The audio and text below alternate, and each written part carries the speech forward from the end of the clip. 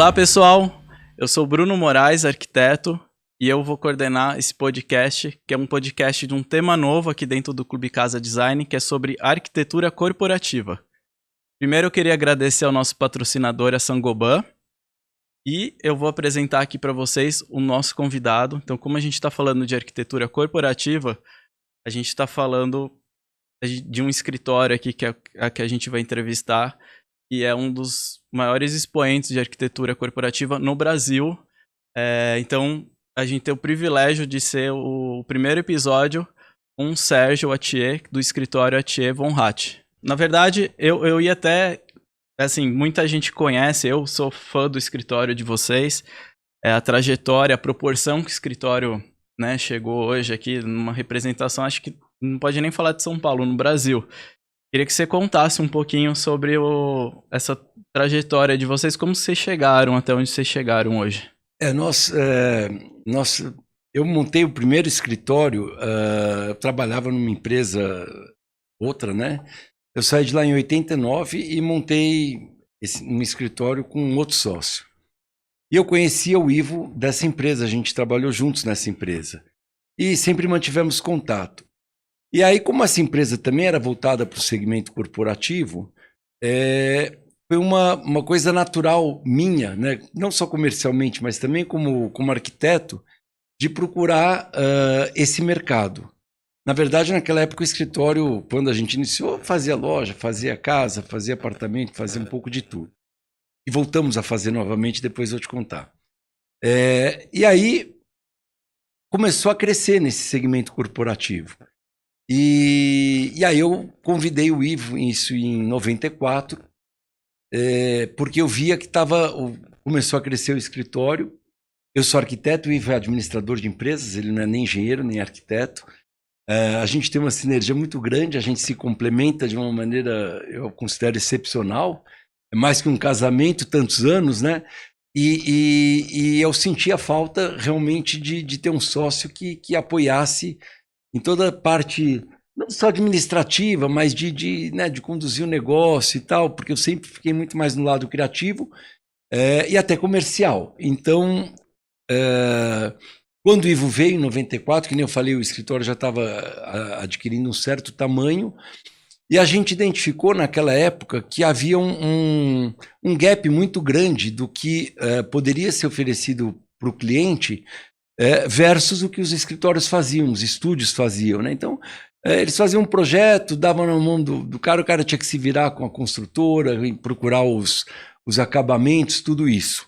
Também foi uma época que o mercado estava mudando muito, as grandes empresas tinham, as maiores, né, os bancos, todos esses, tinham departamentos de arquitetura internos, e foi uma época que começou uma lógica de terceirização, então eles começaram também a desmontar esses departamentos. Então foi uma janela de oportunidade muito grande para a gente se estruturar e oferecer um serviço mais completo, já que eles não tinham mais esses recursos dentro das empresas deles.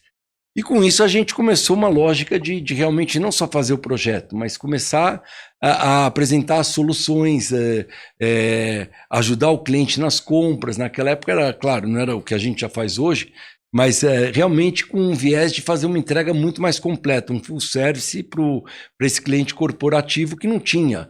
Então era muito comum, o cliente começava um projeto, não sabia quanto ia custar no final, se o cronograma ia dar certo ou não, e a gente acabou com isso. Era um viés, a arquiteto até tinha uma fama de, arquiteto, tanto de casa quanto de qualquer coisa, tinha essa fama de, começou o projeto, tá maravilhoso, mas vai que vai. E aí, com isso, a gente começou a crescer. Naquela época, nós decidimos só focar realmente em arquitetura de interiores corporativos, e ficamos assim durante um longo tempo. E aí acho que a gente começou realmente a crescer, porque teve o boom das empresas de internet no ano 2000, teve prédios aqui que a gente chegou a fazer quase que 100% das empresas que estavam lá. Era uma coisa muito rápida, vinha um gringo, escolhia o prédio, já queria em 2, 3 meses estar instalado lá, então era uma coisa que a gente conseguia entregar, era uma equipe pequena, mas sangue nos olhos. E aí a gente foi ter, né? Hoje a gente tem quase 1000 colaboradores aqui, E a gente sempre tentou, né? Isso é um valor meu do Ivo, de qualidade, de agilidade, de cliente encantado. Então a gente procurou sempre replicar isso aqui para toda essa galera que está aqui conosco. Mas começo foi assim. Você explicou que no começo vocês faziam muito arquitetura de interiores, mas hoje o escritório vende outros serviços também, né? Vocês têm construção de prédios, né? Hoje, para você ter uma ideia, a gente é a 9ª maior construtora do Brasil. Nossa. Porque quando a gente começou a fazer mais full service, a gente começou a fazer as obras de corporativo. Em 2003, me lembro bem, me ligou o Walter Torre, que era um cara bem conhecido de mercado. Eu sabia quem ele era, mas não o conhecia pessoalmente, perguntando se podia marcar uma reunião comigo. E claro, eu falei, claro que sim. E ele veio aqui, nem era aqui, era em um outro local, e falou, olha, eu tenho um cliente que quer construir um centro de distribuição de peças. E eles querem fazer isso com vocês. Eu falei, mas Walter, a gente não faz isso. Ele falou, eu sei, foi exatamente o que eu falei para eles. Mas eles disseram que confiam na capacidade de vocês e que vocês vão fazer uma entrega boa, mesmo que não seja hoje o que vocês fazem mais correntemente. E aí nós fizemos esse, como fizemos várias outras. Então, naquela época, a gente começou a fazer projetos de fábricas, de centros de distribuição, de pequenas indústrias. E aí a gente já imediatamente entendeu que era uma lógica diferente, até o perfil dos profissionais era um pouco diferente. Então a gente meio que já segmentou, bom, isso aqui, vamos contratar pessoas especializadas para fazer isso aqui e vamos separando. Não vou fazer a história comprida, mas hoje a gente tem vários segmentos, que nem você estava falando. A gente tem uma área que a gente chama de Signature, que realmente faz projetos residenciais, a parte de interiores de apartamentos, de casas, também era uma coisa que... esse eu nem conhecia. Pois era uma coisa que a gente também não fazia. E o que começou a acontecer? Eu acabava de entregar a sede de um banco, vinha o presidente e falava... Putz, eu nunca vi um arquiteto que faz um projeto dentro do prazo e dentro do orçamento. Eu quero que você faça a minha casa. Eu não faço isso. E às vezes o cara ficava bravo, achava que era má vontade. Bom, mas é uma empresa de arquitetura e construção, como que não pode fazer isso? E aí começou a acontecer uma vez, outra vez, e a gente falou, bom, temos que também... Então hoje a gente tem essa divisão Signature, temos a construtora, que nem eu te falei, a construtora... hoje é a 9ª maior do Brasil, porque a gente primeiro começou construindo os nossos projetos de interiores corporativos. Depois, quando a gente começou a fazer outros tipos de edificações, quando eram de pequeno porte, a gente também se habilitava para construção e começamos a fazer muitas. Recentemente construímos hospitais de 200 leitos, obras em Betim, em Recife e tal. E com isso o porte da construtora ficou bem maior. Também a construtora, como no caso das áreas de arquitetura, ela é segmentada de acordo com o perfil de obra que vai ser feita, né? Então, uma coisa é fazer um apartamento, uma coisa é fazer um escritório, outra coisa é fazer uma indústria. Completamente diferente. Então a gente também separou dessa maneira. Também outra unidade que a gente tem que é uma coisa muito legal, porque dá muito prazer para a gente, é um negócio diferente. A gente tem uma incorporadora hoje que chama W Realty. A gente já está com vários projetos em andamento, seja incorporados só pelo nosso grupo, como também em parceria com outros players. Então, fizemos agora, tá quase terminando a obra, um projeto bacana, residencial, ali uma travessa da Faria Lima, chama Praça Faria Lima. Estamos fazendo estúdios na Doc Lobo, na Alameda Franca e outros projetos. Na Brasleme, em Santana. Vários tipos de edifícios residenciais, perfis diferentes, e com sócios ou não. Mas é uma coisa bem bacana, porque também a gente tem tudo aqui dentro de casa. Então, a gente faz o projeto... o pessoal da incorporadora faz, né, as conexões com o mercado, e a gente também constrói esses prédios residenciais. Então, são empresas Você cuida de todo o processo, praticamente. E a gente cuida de todo o processo, né? Desde fazer aí o grupo Signature faz o projeto do apartamento decorado e faz a decoração e a planta do apartamento decorado, define os acabamentos. Sim. Então, é muito gostoso porque uma empresa também vende serviço para outra aqui dentro. Sim. Então, é uma coisa bem bacana e está indo super bem.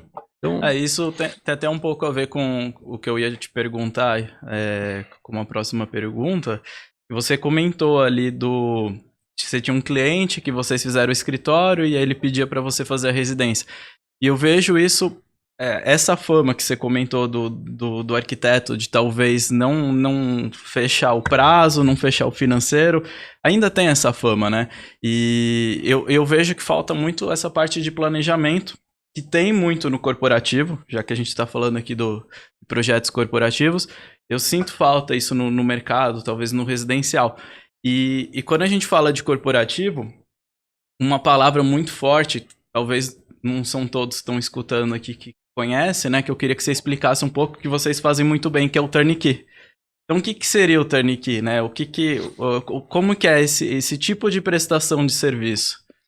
É que o corporativo ele tem vários modelos de contratação. O turnkey é um deles, e é um que a gente, dentro daquela lógica que eu te falei lá atrás, o cliente queria muito, porque eram clientes que estavam vindo de fora, precisavam montar um escritório em 3 meses, então não dava tempo do cara pegar, contratar um projeto para a gente conceituar e fazer um projeto executivo, para depois ele colocar no mercado, para depois pegar uma outra empresa para fazer a obra.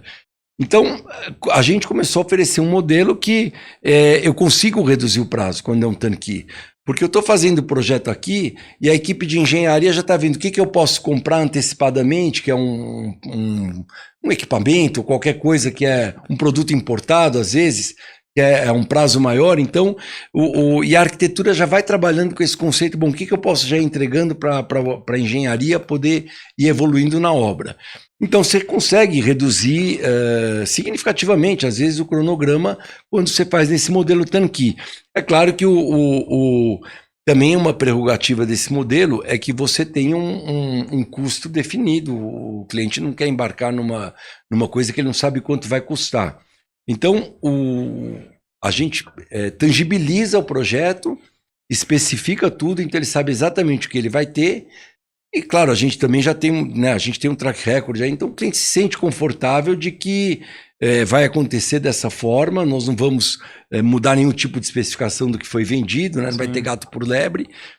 E muitas empresas gostam muito desse modelo porque ele reduz o cronograma. Então, muitas vezes a empresa está pagando aluguel num prédio, já alugou no outro. Claro que isso também... Quase todas, né? Então, tem que fazer a conta. Muitas vezes o cara fica economizando aqui, mas está gastando lá um valor de aluguel que ele já está pagando, ou está deixando, pelo menos, de ter o benefício do período de carência antes. Então, é tudo uma conta que então, muitas empresas gostam desse modelo. A gente foi, talvez, precursor nesse tipo de modelo aqui, justamente pelo que eu te falei logo no início. E ainda hoje é um modelo bem utilizado. Ele não era tão comum para as multinacionais, mas elas já entenderam que aqui, né, aí eles vão pesquisar quem que já fez isso com a gente. E eles veem que grandes empresas também fizeram isso aqui, multinacionais, mudaram um pouco até o modelo de contratação lá fora. Nos Estados Unidos, tanto não é comum. Tanto é que a maioria das empresas de arquitetura nos Estados Unidos são só empresas de projeto. E quem faz obra são só empresas de obra, que eles chamam de general contractors. E aqui virou um modelo mais comum. Mas aí no turnkey vocês cuidam de tudo, até a mudança do cliente, por exemplo? Ou não? Tudo, de maneira geral. É claro que às vezes o cliente pede, não, isso aqui faço eu, mas de maneira geral a gente cuida de ter a tampa no vaso sanitário, espelho no banheiro, a lixeira. Literalmente entrega, a chave na mão. Chave na mão, né? total. Chave na mão, total. Realmente o cara muda e tá com planta, tá com quadros, dependendo do caso, enfim, tudo realmente pronto. Eu acho que o grande segredo aí do corporativo era justamente isso que faltava, que você comentou. Alguém garantir o prazo, né? Você vai mudar em 3 meses. E o financeiro, que é né, que vocês orçam tudo e é um pacote fechado, né? Então, isso, eu sei que nem você falou, né? O arquiteto tem uma fama. Eu mesmo, quando eu chamei o Ivo, é porque não é uma coisa que está no meu, sabe, no meu perfil, no meu DNA.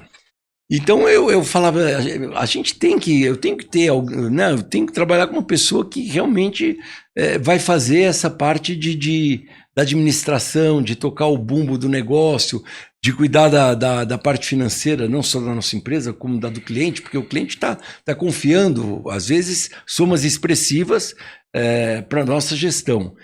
Então, eu acho que é um casamento perfeito. Outra coisa né, falando desse tema, eu acho que as faculdades não preparam os arquitetos de maneira geral, e não sei agora, nesse momento, mas na minha época, pelo menos, a sensação que você tem, olha, você é um criador, você é Deus, você pode fazer o que você quiser.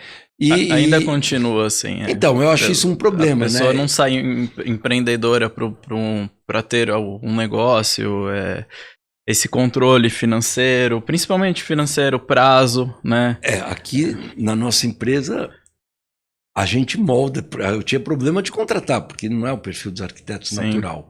Imagino. Hoje, todos eles têm um pé realmente na administração de recursos, né? Mesmo os nossos gerentes de projetos, eles têm uma equipe de arquitetos embaixo. Então, quer dizer, eles têm que fazer a gestão daquilo como se fosse um pequeno escritório, como todo escritório tem que fazer, para saber que eu cobrei tantas horas, eu tenho que gastar tantas horas, eu não posso exceder esse número, senão eu vou ficar no prejuízo.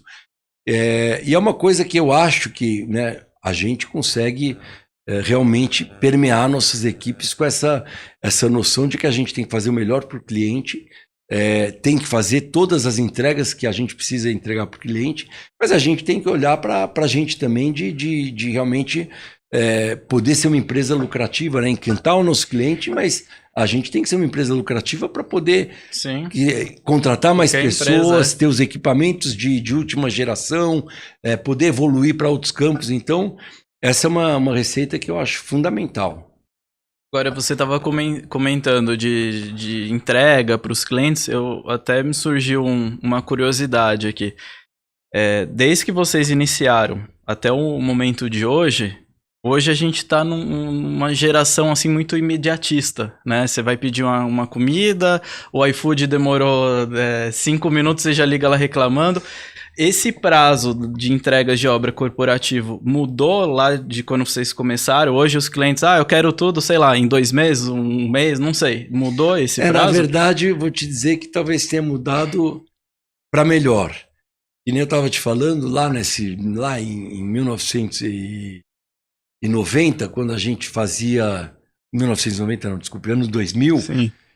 Quando vieram essas empresas de internet que vinham do nada, né? Não tinha nada, não tinha nem empresa aqui no Brasil. Às vezes as contas eram pagas por um escritório de advocacia local porque o cara não estava nem constituído aqui ainda. Então ele tinha um representante legal para poder fazer essa interface. Naquela época era uma loucura, os caras tinham que estar operando mesmo em 2 meses, 3 meses, então era uma coisa muito louca. Hoje esse mindset mudou um pouco. Não vou dizer que diminuíram significativamente os prazos, mas a gente meio que conseguiu... Eu não vou te comprometer aqui também. Não é me comprometer. Foi uma mudança de mercado. Eu acho que a gente conseguiu aculturar até os clientes de que a fase de planejamento, a fase de concepção, era tão importante quanto a obra. O diagnóstico do cliente, muitas vezes o cliente chega para a gente, ele pede uma coisa que quando eu começo a aprofundar, entender aquela empresa, eu falo, puxa, mas não é só isso que ele precisa, né? Eu acho que eu posso agregar outras coisas do que ele está me pedindo. É como se eu chegasse a um médico e falasse, olha, eu tô com isso, tô com aquilo, que remédio que você vai me dar? E o médico vai falar, não, eu quero fazer exames, eu quero ter um diagnóstico. Então, hoje os clientes entendem a importância, né? Um espaço que você vai fazer, que ele vai ficar lá 5, 10 anos. Hoje, atrair os colaboradores, eles estarem felizes, essa geração é muito conectada com o espaço. Tanto é que hoje o maior fator porque aí um colaborador escolhe aquela empresa, não é o salário mais, que durante anos foi. Eu sou baby boomer, a vida inteira era salário. O cara pagava R$500 a mais ali, a pessoa mudava de emprego. Hoje isso mudou. Então, as pessoas querem estar num lugar que elas se sintam bem. Então, as empresas entendem que, puxa, eu tenho que fazer o melhor, né? Dentro do meu budget, eu tenho que fazer o espaço que seja mais incrível, que traga bem-estar, que as pessoas queiram ir. Ainda mais agora, depois da pandemia, muitas empresas adotaram políticas de trabalho híbrido, mas elas não querem determinar que a pessoa venha, mas ela gostaria que as pessoas viessem. Então, como que eu vou atrair essas pessoas para quererem ir para o escritório? Então, eu vejo que hoje as empresas estão tomando mais tempo nessa parte de planejamento, de fazer um diagnóstico legal, entender quem são os colaboradores, um pouco da expectativa deles. Claro que a gente não vai falar com todo mundo, entrevistar todo mundo, mas entender mesmo como é a dinâmica de trabalho, o perfil dos colaboradores, para criar realmente um ambiente que seja aderente para essa galera que vai trabalhar lá. Então, mudou um pouco. O conceito assim, do escritório, ele sofreu muitas alterações nos últimos tempos, né? A gente vê muitos ambientes, talvez residenciais, não sei se essa seria a palavra correta, mas dentro dos escritórios. Eu ia até te perguntar sobre essas alterações, né? Porque a gente teve uma época muito da sustentabilidade, hoje a gente fala muito de biofilia e ambientes saudáveis dentro das empresas, né? Eu queria até que você comentasse um pouquinho sobre isso, como está sendo a demanda de...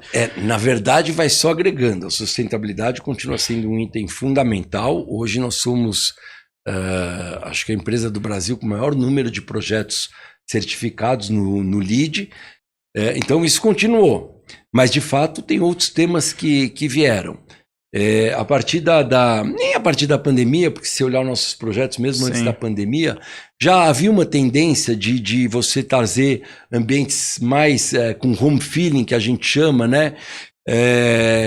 Áreas mais de colaboração. Então, a própria geração nova já trabalha de um jeito diferente do que era minha, que quer ter uma sala, que queria ter uma mesa dedicada. Hoje a galera fica se mexendo pelo escritório, a gente até faz projetos que incentivem isso, né? A gente se chama design ativo, você faz ambientes diferentes, se der, põe uma escada, para realmente para o pessoal circular, se encontrar, ainda mais agora. Legal. Se não está todo mundo indo todo dia para o escritório. E aí, essa tendência já vinha acontecendo, né? As áreas de socialização passaram a ser maiores, porque as próprias corporações entenderam que, antigamente, né, 30 anos atrás, você falava, vou fazer um espaço de... não, café é porque o pessoal não está trabalhando. Era esse mindset. Não, faz uma coisa pequena, porque se o cara está tomando café, que é uma besteira, desculpa até te cortar, mas tem um estudo de uma empresa de móveis alemã, e eles perceberam que as melhores ideias das empresas surgiram de áreas como essa de café, porque é onde que encontra o cara do RH, junto com o cara do jurídico, e eles trocam figurinhas ali. Você está certinho, não é só essa empresa alemã, tem vários estudos de consultorias americanas que mostram que às vezes eu te encontrei no café, a gente vai falar 5 minutos sobre futebol, sobre a família, e daqui a pouco a gente está... Sem planejar, escorrega para algum tema que tem a ver com a empresa. E muitas vezes, esse encontro casual, que a gente chama, pode gerar uma ideia, né? Se é de RH, eu como não sou de RH, você me pergunta uma coisa, eu posso falar qualquer coisa. Às vezes eu te tiro da caixa porque eu não sou obrigado a conhecer sobre aquele tema e posso te dar uma ideia que você nem tinha pensado. Exatamente isso. Então, por que as empresas hoje... apesar do trabalho remoto, por que elas querem ter as pessoas dentro de casa? Porque isso nunca vai acontecer numa reunião virtual. Você não vai... deixa eu fazer uma reunião com o Bruno para perguntar o que ele acha disso. Se você está passando aqui, eu estou no café, você está no café, a gente se encontra. Então, é um pouco né? Por que as empresas estão investindo em escritórios mais bacanas, com mais... recursos, mais bem-estar, mais bem-estar e tudo isso, para atrair as pessoas, para também que conecte essas pessoas e também gere esse tipo de inovação que às vezes é espontânea. Tá.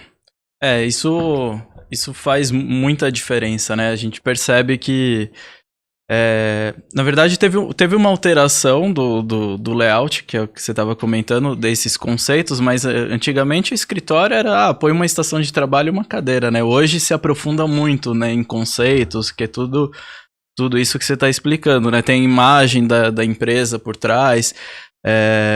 Eu vejo assim que tem uma tendência também talvez ir para um open space, porque também antigamente tinha muita salinha, né? O escritório era todo dividido em salas, era só de diretoria na janela e o staff ali no meio. Hoje mudou muito também esse conceito do layout, né, do escritório. Mudou completamente. Na verdade, isso vou te falar que quase que para 100% dos projetos que a gente faz,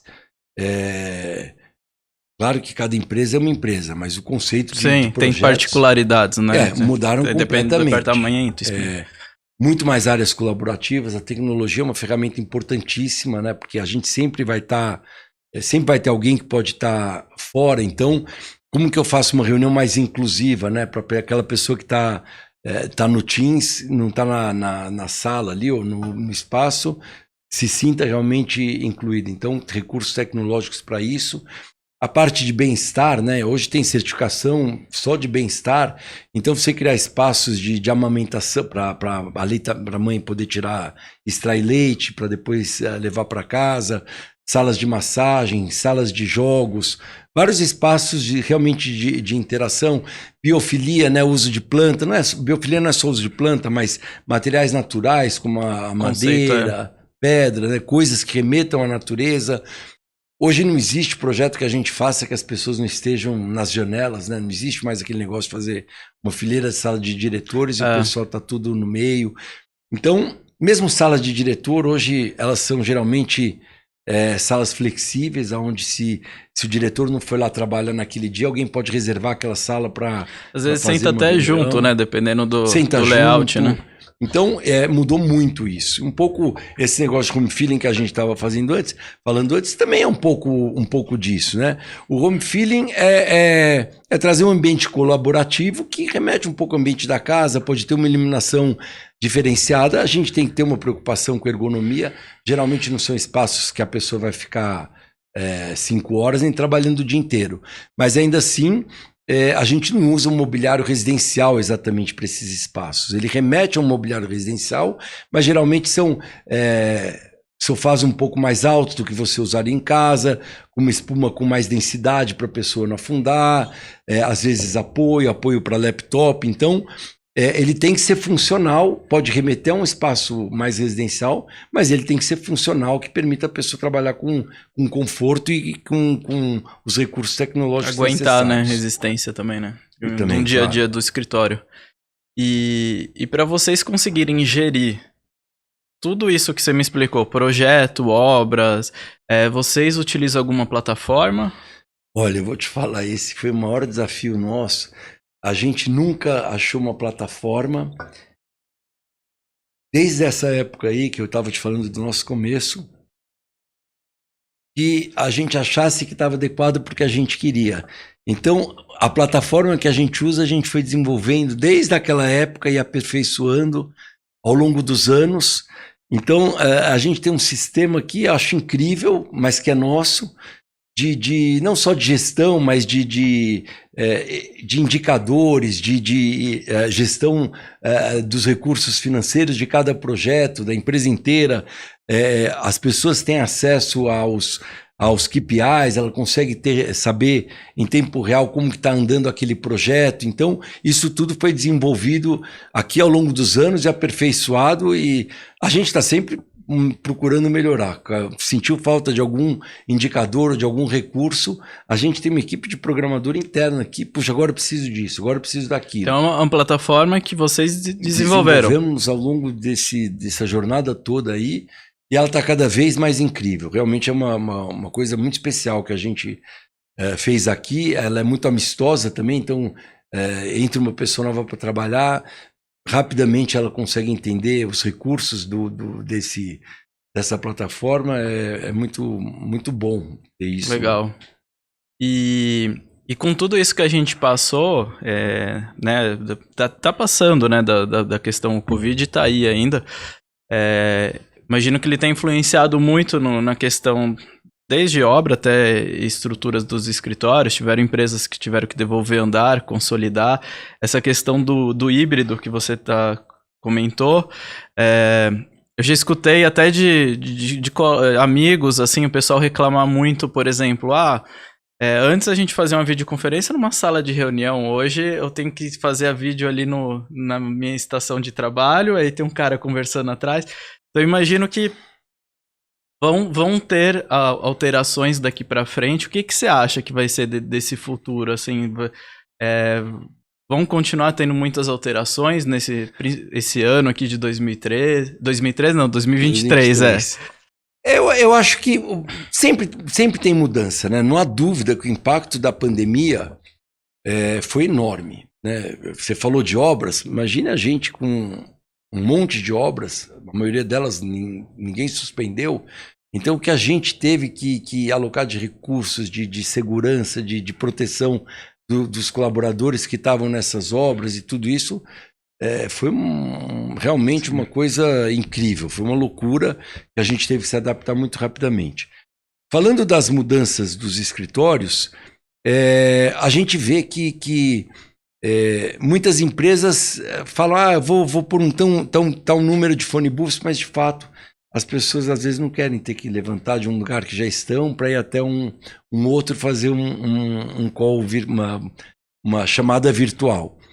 Então a gente hoje depende, de novo, que eu falei, de empresa para empresa, a gente procura entender o melhor possível, mas hoje a gente usa de recursos de acústica, a própria tecnologia, né? Tem um tipo de fone que você usa que realmente quem está ao redor não ouve o que a pessoa está falando e quem está participando virtualmente não ouve o que está acontecendo do lado.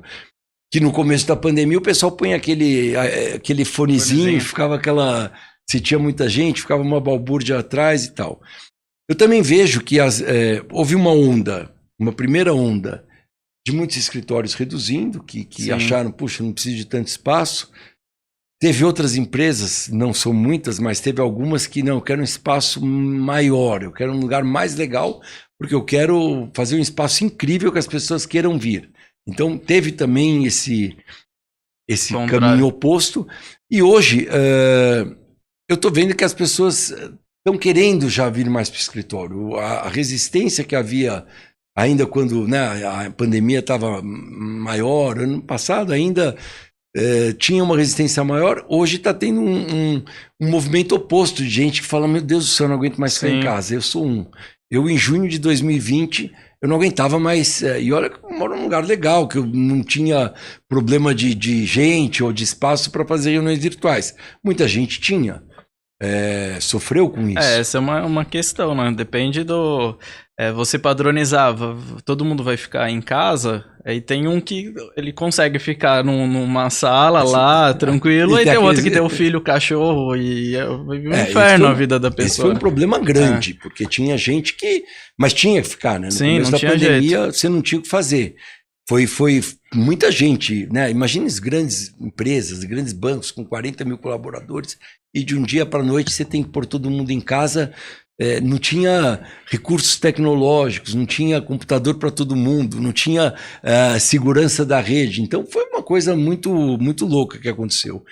Eu acho que a pandemia deixou, claro, apesar de todo o horror da pandemia, ela teve se é para dizer que tem um saldo bom, ela quebrou paradigma de muitas empresas.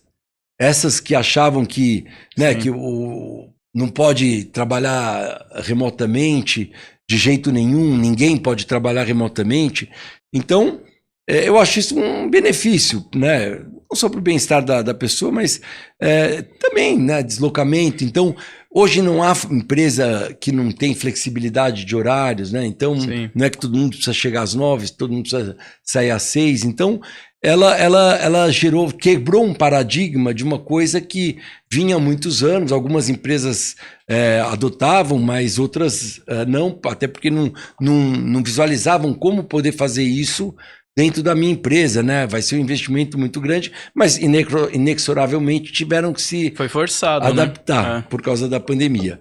Então, eu acho que esse foi um benefício que veio a partir disso. Tem empresas que nós mesmos aqui, a gente tem gente que trabalha remotamente, mas eu vou te falar, coisa que eu mais sofri na pandemia, desenvolver um projeto, um lá. Nossa, eu queria queria rabiscar na lousa, eu queria pegar os materiais, o outro fazer um croquis, que é como a gente faz, né, numa reunião de criação. Isso, para mim, era uma perda enorme durante a pandemia. Então, tem grupos que a gente gosta que estejam aqui todos os dias, porque são reuniões realmente muito colaborativas. Eu acho que perde um pouco, isso é uma opinião pessoal, acho que perde um pouco a questão do grupo também. Do da grupo, empresa, né? De união, assim, de união, né? Então, tem uma galera aqui que trabalha remotamente e se não quiser vir, nunca vai precisar. Apesar que a gente gosta que venham. Mas tem um grupo que é fundamental que esteja aqui. Esse pessoal de criação, na prospecção de um projeto novo, que a gente está debatendo uma coisa. Então, isso é muito diferente. Tem áreas que são inevitáveis, né? Vocês têm departamentos aqui, por exemplo, obras, não tem como. É obra. Impossível, né? Vai fazer obra à distância. Mas mesmo da parte de arquitetura, se a pessoa só está desenvolvendo um projeto que já está fechado e já tem todas as premissas definidas, ele pode até ficar mais tempo em casa do que aqui. Mas nessa hora da concepção é muito difícil. Eu sofri muito durante a pandemia de ter que fazer as reuniões de criação, de conceito, cada um num canto. Isso, para mim, muito difícil foi. Legal. E para quem está assistindo o podcast, quer entrar nesse ramo, né, de arquitetura corporativa, até você mencionou no início que a faculdade não prepara, né? Qual que seria a dica que você dá para essa pessoa faz alguma especialização ou não sei? Olha, Bruno, nem sei te dizer se existe uma especialização. Eu acho que primeiro a pessoa precisa ter vontade mesmo. E ela tem que saber que tem que ter uma veia de empreendedorismo nisso aí, porque é uma coisa que você tem que estar disponível para o cliente. Não existe cliente chato, não existe nada disso. Você tem que estar disponível para o cliente para entender o que ele precisa, quanto que ele quer gastar, que prazo que ele quer as coisas.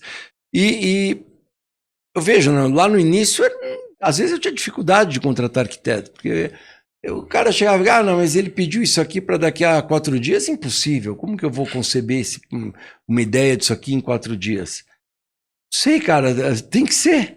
Então, e a gente sempre fez isso. Então, a gente faz o melhor, eu considero o nível dos nossos projetos, falando de qualquer um, mas já que estamos aqui falando de interiores, você vai ver a diversidade de projetos. A gente não tem aquela arquitetura autoral que eu só faço isso aqui eu não faço. Você vai ver que o nosso projeto ele é voltado para o cliente. Eu acho que isso diferencia bastante do residencial. Talvez tem muitos escritórios residenciais que tem aquela marca, né? Você percebe que aquilo ali é daquele arquiteto, mas no corporativo você precisa se adaptar à empresa, né? Então você tem que ter uma identidade ali por trás, que é a identidade da empresa que você está prestando serviço. Entendeu? É o que manda, porque a pessoa que vai trabalhar lá não pode ser um lugar que, se eu tirar a logomarca que está ali na recepção, poderia por outra e é a mesma coisa.